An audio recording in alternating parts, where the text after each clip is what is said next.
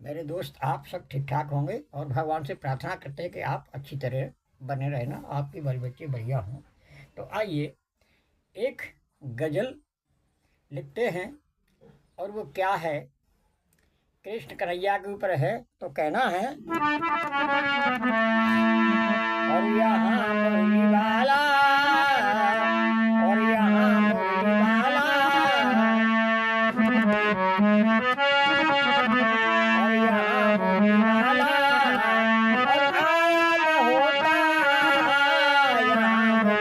वाला, और आया न होता, यहाँ पापियों का सफाया न होता, यहाँ पापियों का सफाया न होता, यहाँ मुरली वाला, यहाँ मुरली वाला, और आया न होता, यहाँ मुरली वाला, और आया न होता, यहाँ पापियों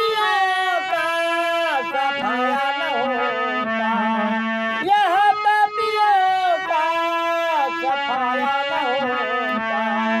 इंद्र ने कोप किया, या इंद्र ने कोप कर डाला, और इंद्र ने कोप किया, इंद्र ने कोप किया, और जल पर समाया, इंद्र ने कोप किया,